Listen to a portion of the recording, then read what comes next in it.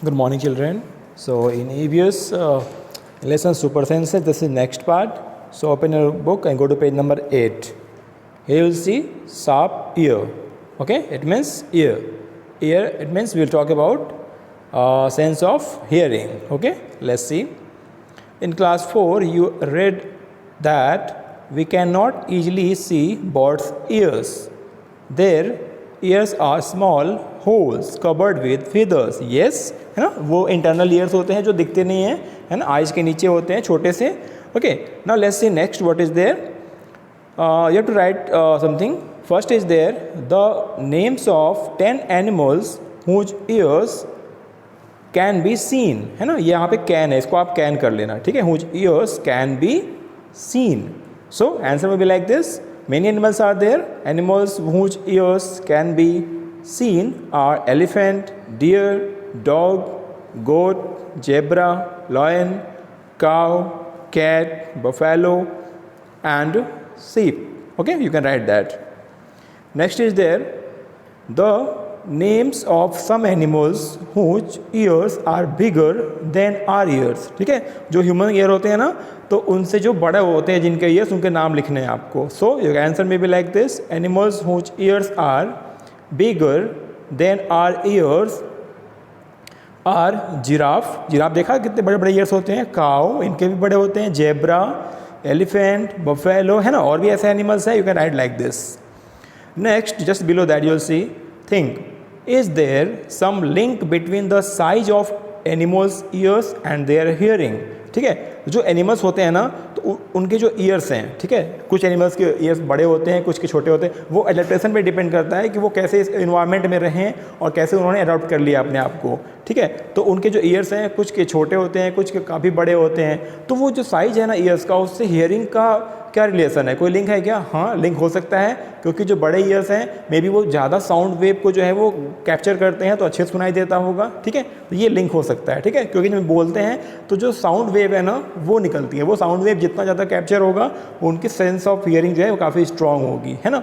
तो मेन है कि वो ज़्यादा साउंड कैप्चर कर सकते हैं, ज़्यादा अच्छे से सुन सकते हैं. ठीक है, now next you can see an activity is there. Try this.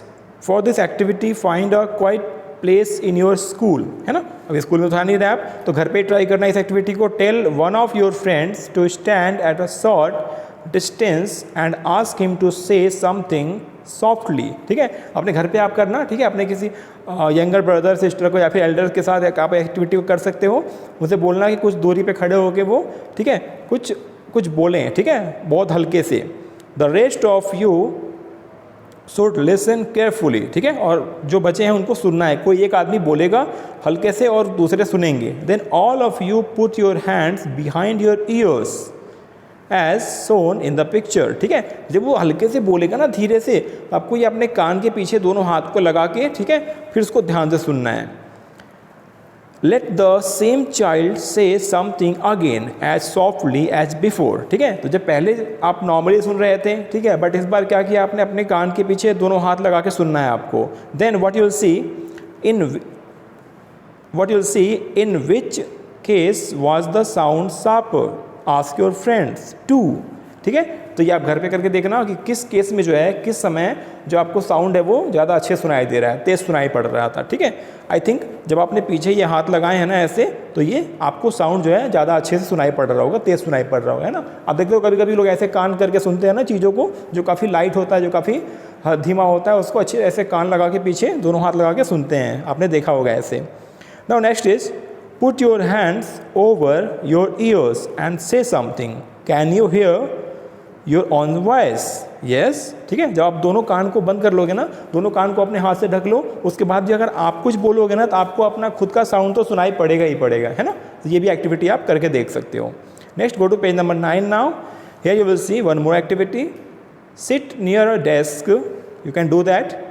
Tap the desk once with your hand. ठीक है, डेस्क के ऊपर अपना हाथ को ऐसे टैप करना है. What you will see then, listen carefully. ध्यान से सुनना है उसको. Now put your ear on the desk as shown in the picture. ठीक है, उसके बाद क्या करना है आपको, अपना हेड को डाउन करना है और डेस्क के ऊपर अपना हेड को रखना है.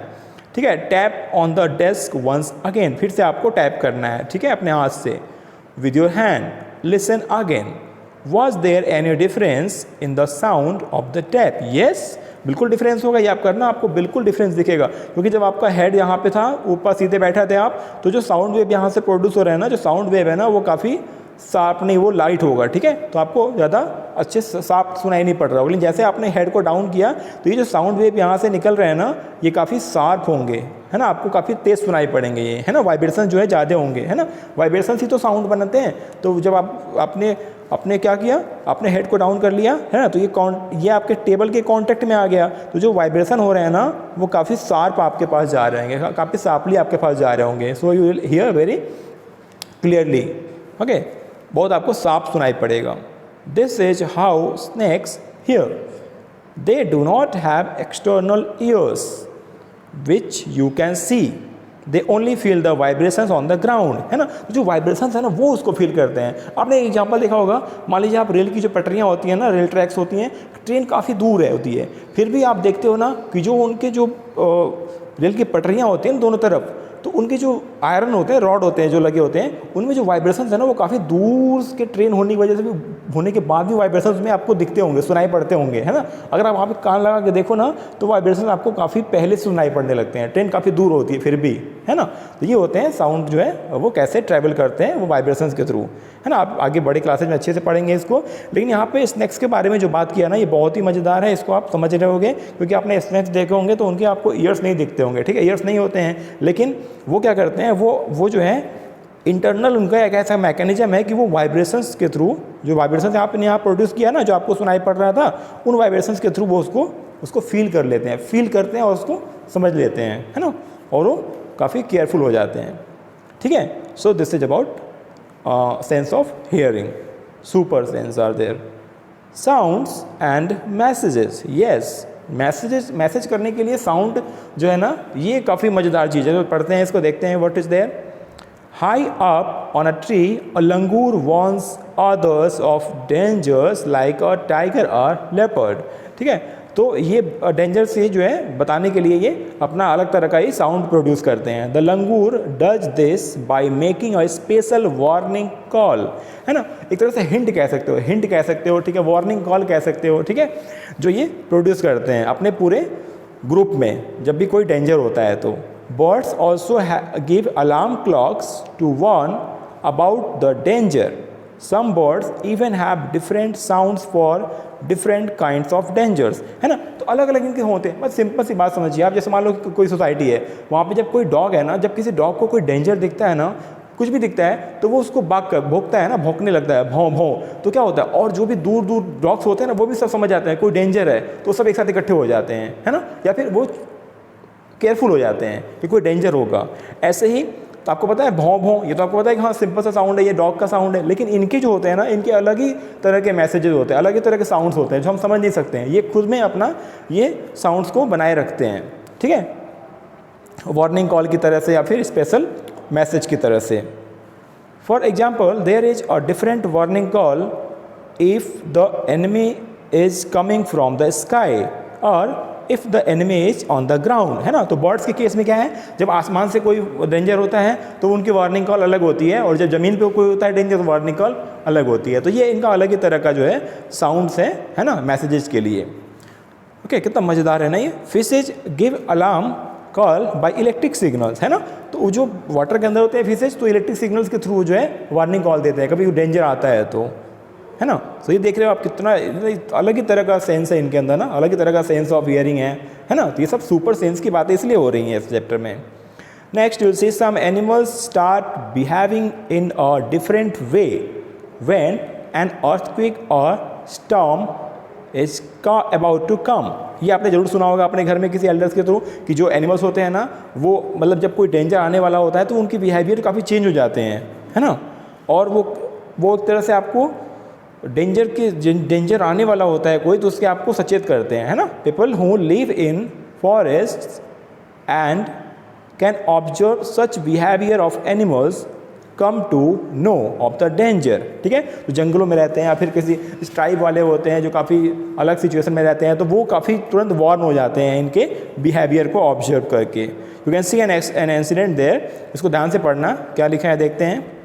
इन December 2004 few tribes that live in the forest of the Andaman island, है ना, अंडमान एंड निकोबार आइलैंड है ना, ये हमारा यूनियन टेरिटरी है, ठीक है, काफ़ी दूर है ये मेन लैंड से। तो अंडमान आइलैंड में जो नोटिस किया, the animals behaving in a different manner, they guessed some danger, है ना, जब उन्होंने इसको फील किया, ऑब्जर्व किया, तो उन्होंने लगा कि कुछ डेंजर जरूर आने वाला है, कुछ डेंजर है। So they moved away to a safer part of the island. Soon after the islands were hit by the tsunami but this people were saved. अब देख रहे हो कि वो समझ के पहले ही उनको ऑब्जर्व कर लिया और वो दूर हो के वहाँ से सेफ जगह पे चले गए, और कुछ समय बाद ही वहाँ पे सुनामी आ गया था। 2004 में सुनामी आया था, ठीक है। और ये देख रहे हो, इस सुनामी की स्पेलिंग देखिए आप कैसी, कितनी इंटरेस्टिंग है ना, इसको भी याद लर्न कर लेना, ओके। सो ये इसका इतना इंपॉर्टेंस भी है ना हमारे लिए। Next you can see, go to page number 10, you will see dolphins. जो डॉल्फिन्स होते हैं ना, बड़े बड़े समुद्र में पाए जाते हैं, ठीक है। Dolphins also make different sounds to give messages to each other, है ना, इनका भी एक तरह से अलग तरह का ही साउंड होता है मैसेज के लिए, ठीक है। वाइब्रेशंस होते हैं, साउंड या वाइब्रेशन जो भी आप कहिए। Scientist believe that many animals have a special language of their own, है ना। आपको पता ही है कि हम सारे लैंग्वेज समझ नहीं पाते हैं जो एनिमल्स और बर्ड्स के होते हैं, जो हमें मीनिंगलेस लगते हैं, ठीक है। चिड़िया, बर्ड्स होती हैं जो ची ची ची करती होती हैं, हमें वो तो मीनिंगलेस लगते नहीं हैं, लेकिन वो समझते हैं आपस में एक दूसरे, जो उनके ग्रुप होते हैं, है ना। तो इसको आप भी फील करते होगे, है ना। Now let's C, can you understand the sounds of some animals, which animals, है ना। So you can write very easily, है ना। Yes, you can understand sound of some animals. You can write, I can recognize the sounds of few animals like dog, cow, cat, horse, और भी animals हो सकते हैं, उसको आप add कर लेना इसमें, okay. Next is there, do some animals understand your language? Which ones, है ना। क्या एनिमल्स भी आपके लैंग्वेज को समझते हैं क्या? Yes, some pet animals like dog, cow, ox, horse, parrot तो देखते हो वो आपकी कॉपी भी करते हैं, वो can understand our language and gesture, है ना, वो हमारी जेस्चर और लैंग्वेज को समझते हैं, जो हमारे पेट एनिमल्स होते हैं कुछ। Next you will C, say it with sounds, है ना। साउंड्स कुछ भी हो सकता है, देखो साउंड जो होते हैं ना वो मीनिंगलेस भी हो सकते हैं, मीनिंगफुल तो ठीक है, लेकिन मीनिंगलेस हो सकते हैं। तो उसमें आपको ऐसा नहीं है कि आपको सबको समझ में आए वो चीज़, है ना। It may be for short time also, कुछ समझने के लिए, केवल कुछ बताने के लिए, है ना, हिंट के लिए हो सकता है। Just like birds and dolphins, you can also make your own language of sounds for giving messages, है ना। ये भी आप कर सकते हो अपने लिए। Remember you have to talk to your friends with only sounds and no words, है ना। आपको कोई वर्ड्स नहीं यूज करना है और केवल साइन या फिर साउंड से ही आपको बात करनी है। Then how and when will you need to give an alarm call, है ना, इसके लिए भी आप कर सकते हो। For example, when the teacher is coming to the classroom, देखते हो कभी जब टीचर पीरियड ओवर हो जाता है तो आप अलग तरह से मस्ती करने लगते हो, लेकिन जैसे ही आपको मालूम पड़ता है हाँ कोई टीचर आ रहा है, ठीक है, तो कोई एक बच्चा या फिर जो बच्चा देख लेता है टीचर आ रहा है ना, तो अलग तरह से वॉर्न करते हैं, अरे टीचर आ रहा है, तो वो समझ जाते हैं सारे बच्चे, है ना, वो तुरंत एक्टिव हो जाते हैं और वो रेडी हो जाते हैं क्लास के लिए, ओके। सो इस तरह के साउंड्स आप भी खुद का अपना क्रिएट कर सकते हो, ठीक है, okay. So this was for today in EVS।